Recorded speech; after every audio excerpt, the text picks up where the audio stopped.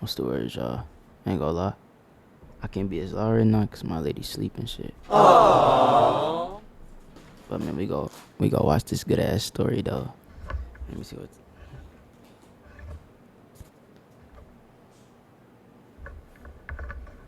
It's 2 o'clock. So yeah, it's 2 o'clock in the morning. Feel me? So we gonna get into this story though. It's a good ass, beautiful story. Hopefully they don't copyright me. Alright, let's go. Yo, this ain't playing. Fuck, I think I did some dumb shit, y'all. I'm tripping, son. Nigga fried, boy. Bro, I had did some dumb ass shit. What the fuck? Yo, bro. First, it's green. Get it. We locked in. Y'all ready? Let's go. Y'all ever been down so bad for prison trade? Well, this movie is probably about you. The movie begins with Ruby visiting Derek in prison, already mid-argument. Derek tells Ruby she doesn't need to keep wasting her life by visiting him all the time. But that man is so fine that Ruby is willing to sacrifice for it. She insists it's her choice, her duty, her holy mission. Ruby doubles down, reminding Derek that if he keeps his head down and racks up those good behavior points, he could be out in 5 years. Despite the seemingly depressing setting, the two of them look hopeful. 4 years later, and Ruby is now a nurse visiting her mom. Her mother is disappointed in Ruby for wasting her life, that she's throwing everything away for a man who can't even stay out of trouble. Ruby's day-to-day life is a grind. She works as a nurse, pulling long shifts that leave her drained. The money barely covers the bills, let alone the mountain of legal fees attached to Derek's case. But she keeps going, because she's convinced her paycheck is just another brick in the foundation of their future. Her loyalty is staggering. She even remembers their anniversary while she's at work, sneaking away to write Derek a heartfelt letter. Waiting for an imprisoned man is crazy dedication or crazy desperation. After one long shift, Ruby rides the bus home and vents about the late schedule to the driver. When she gets home, she finds flowers waiting for her, sent by Derek from behind bars. After all, nothing says romance like flowers bought by her own money. Ruby beams, puts them in a vase, and for a moment convinces herself that love is still alive. Then she heads to bed, where she has a wet dream of her man's. When she's not working, she's helping Rosie by babysitting her kid. It's moments like these that remind Ruby there's more to life than loyalty and sacrifice. But Ruby's devotion is constantly tested. Enter Gina, Derek's baby mama. Gina corners Ruby like a bill collector one night, demanding money. Ruby, polite as ever, promises to get it to her soon, explaining things are tight because her vag hasn't been stretched with Derek being in prison and all. However, Gina doesn't care. She tells Ruby to hurry up because she needs the money to support her child, though from the way she says it, it sounds like she's going to use it to snort some coke. Ruby suggests Derek should at least get to see his kid, but Gina laughs in her face. She calls Ruby dumb, basically saying that if she were in Ruby's shoes, she wouldn't let her man within 10 feet of another woman. When she gets home after that, Ruby checks her mail and nearly collapses from joy. A letter announces that Derek qualifies for early parole. It's the miracle she's been waiting for. Tears stream down her face as she rushes to Rosie, who hugs her. For the first time in forever, Ruby allows herself to believe the sacrifices are paying off. By the weekend, Ruby visits Derek in prison, buzzing with excitement. She tells him the good news, expecting him to leap for joy. But Derek, he doesn't look happy. He doesn't even look relieved. He just sits there, calm and distant. Girl, that man probably had the best gay love poking and doesn't want to leave. Ruby notices a scar on his neck, immediately alarmed. She asks what happened, her voice trembling, but Derek brushes it off. He swears everything is fine, then leans in with that same slick charm he always uses. He whispers sweet words, reminds her to focus on the good, and just like that, Ruby lets herself be soothed by his sweet, sweet, luscious lips. Soon after, Ruby takes Rosie and her child to the beach to watch fireworks. It's a rare, peaceful evening, the kind of night Ruby desperately needs. As they pack up to leave, a man calls out to her. "It's the bus driver, Brian." He smiles, introduces himself properly this time, and even invites them to join a small gathering nearby. For a moment, Ruby freezes. There's warmth in his voice, an ease she hasn't felt in years. But Ruby, true to form, panics. She declines politely, saying she has to work. Brian nods, understanding, and lets her go. Ruby walks away, clutching her excuses, but the moment lingers in her mind. That's a good man, Savannah. Days later, Derek stops answering her calls. Days stretch into silence. Ruby tries to convince herself it's nothing, but her gut screams otherwise. Then she learns the truth. Derek was in a fight. Just like that, his early parole and her dreams are shattered. All her sacrifices, all her work, suddenly feel meaningless. Ruby is furious. While babysitting Rosie's kid one afternoon, Ruby gets another surprise when her mother suddenly shows up. Ruth wastes no time tearing into her, demanding to know why Ruby keeps throwing away her life for a dusty man in prison. She tells Ruby she's blind, that she's wasting her youth, that she's sacrificing everything for someone who won't even protect his own chances at freedom. Ruby tries to argue back, but her voice falters. Deep down, she knows her mother isn't wrong, and so she stays there, quietly absorbing every painful truth. Not long after, Ruby crosses paths with Brian again. This time, he takes another shot, inviting her to a bar. His approach is gentle, hopeful, like a man genuinely interested in getting to know her. But Ruby shuts him down immediately. She flashes her wedding ring, reminding him she's married. "Girl, is that husband helping you pay them bills?" Brian looks embarrassed, apologizing. He admits he thought the ring was just a decoy, something women wear to keep creeps away. Ruby walks... I ain't gonna lie, y'all. Nigga got the munchies, bro. So look. Oh shit. My fault. I had said, see, bro, I'm tripping.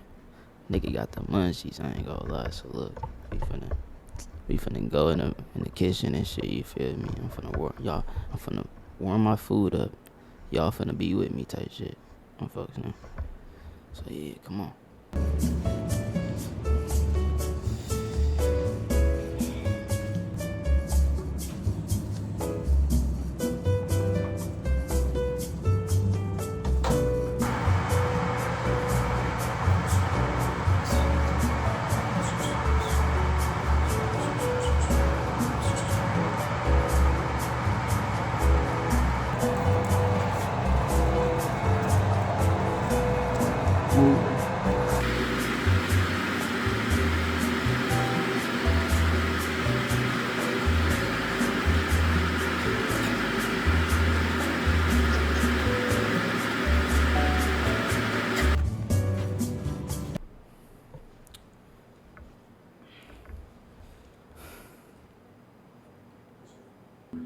Ruby walks away, convinced she's done the right thing, but her face betrays her.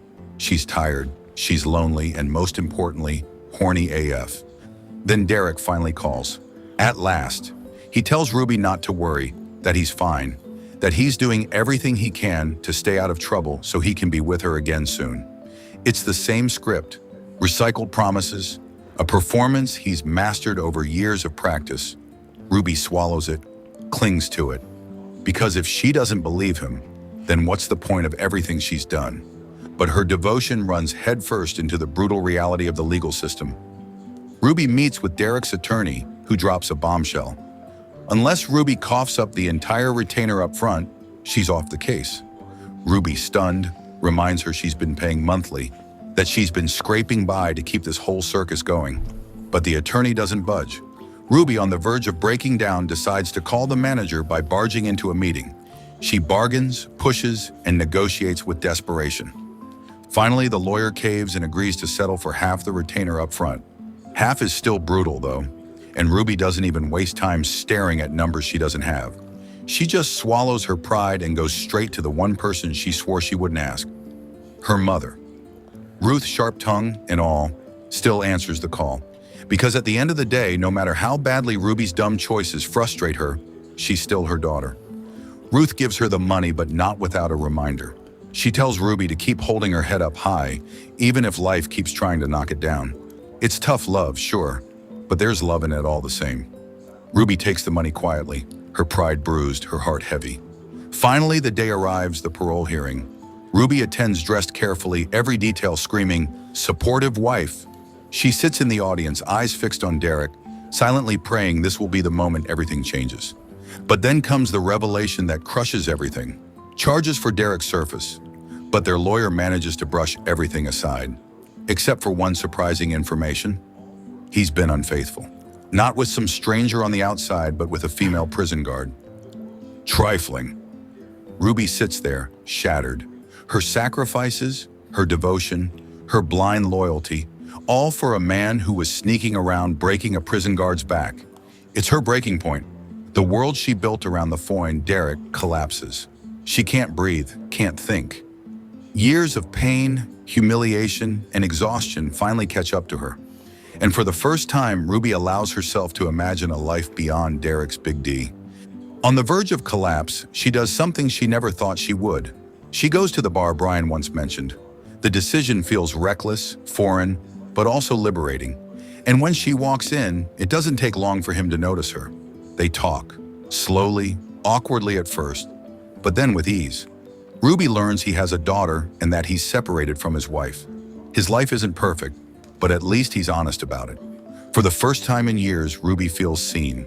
Not as a prisoner's wife, not as a woman defined by sacrifice, but as a cutie with a pixie cut. And when the night stretches on, when the loneliness becomes unbearable, Ruby lets herself lean on Brian. For one night, she chooses comfort over sacrifice, presence over promises. For one night, she chooses her pussy. One day, Rosie tells Ruby that Derek isn't worth it anymore, so she needs to move on. But Ruby is still hung up on Derek. Is it your fault what he's doing in jail too? Whoring around with the guard, is that your fault too? What begins as an escape grows into something more. Ruby and Brian start seeing each other, slowly building a connection that feels real. He doesn't demand loyalty to pain. He doesn't drain her. She drains him in a special kind of way, though. He even watches a subtitled film for her. And for once, Ruby feels like she has a chance at happiness that isn't tethered to suffering. Brian tells her he wants to be the next chapter in her life, and Ruby allows herself to believe it's possible. Soon, Derek's friend catches wind of the affair and confronts her. His words are sharp, accusing, calling her foul. If a man was breaking that security guard's back, then Ruby doesn't have to remain loyal. During a birthday dinner, Ruth is pissed at her daughters with how broken of a family they are. Her daughters are so distant from her, so she lectures them for both being broke and without good men. Ruth tells Ruby that she doesn't understand why Ruby left med school. You spend your entire day sitting in the dark apartment by the phone waiting for some Negro to call you from prison. Jesus Lord. Honestly, Ruth is ruthless, but she sees her daughters not at their full potential, so I get it. Torn between what Ruby wants and what she's been conditioned to believe, she makes the painful choice to end things with Brian. It's not because she doesn't care for him, but because she can't juggle the two balls anymore. Her next visit to Derek is different. There's no joy, no excitement, no hope. She walks in with quiet resolve. Sitting across from him, she tells him the words she's been terrified to say. She can't wait anymore. She's done. She has given everything, her dreams, her money, her time, her heart, and he has squandered it all. Derek stares, stunned, as Ruby tells him it's over. But Ruby, even in this moment, shows her strength. She doesn't leave him with nothing. She has all his paperwork prepared, meticulously organized, making sure he won't struggle with it once he's ready to get out. It's her final act of love, delivered with grace even as her heart hardens. Then she leans in, gives him one last kiss, then stands up. As she walks away, it's not just Derek she's leaving behind, it's the prison of her own making. In the end, Ruby writes Derek one final letter, but this isn't the kind of letter she used to write, filled with devotion and sacrifice. This one is different. It's a letter of closure, of liberation. She tells him she's moving on, that she's choosing herself, that she's finally free. It's not angry, not cruel, just honest. And when we see Ruby after, smiling, truly smiling, it's clear. She's lighter. She's free. After years of waiting, of giving, of losing herself, Ruby finally steps into a future that belongs to her. Derek may or may not get out of prison, but Ruby, she's already walked away from hers. Honestly, what a touching story that is a reminder to us all that if the relationship isn't serving us or it's holding us back, then you should probably leave before you waste too much of your time and yourself. I ain't gonna lie, bro. How y'all feel about the story, bro? Me personally, I feel like it's a good ass story. Oh God, good ass story, bro. That's all I got to say. Okay.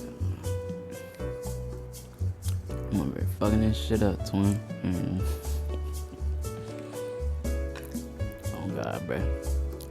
I'm starting doing longer videos and shit. I gotta see like if y'all fuck with shit like this on me. But I'm finna finish this plate up, edit this video, then take my ass to sleep, bro. I'ma fuck with y'all. Did I tell y'all the time? It's like 3 a.m. now on me, so finna get my ass to sleep, twin, on me. Like, comment, subscribe though. Show some love, bro. I'm out, man. Alright. Nigga, you made it to the end, you know we locked in, you already know we go in. Make sure you like and subscribe, cause I'm tryna run this shit, I'm tryna get to a band. Make sure you like and subscribe, ayy. Make sure you like and subscribe, ayy. Make sure you like and subscribe, ayy. Make sure you like and subscribe, ayy. Nigga, you ain't gotta be shy, ayy. Make sure you like and subscribe, ayy. Alright. Make sure you like and subscribe, ayy. Make sure you like and subscribe, make sure you like and subscribe.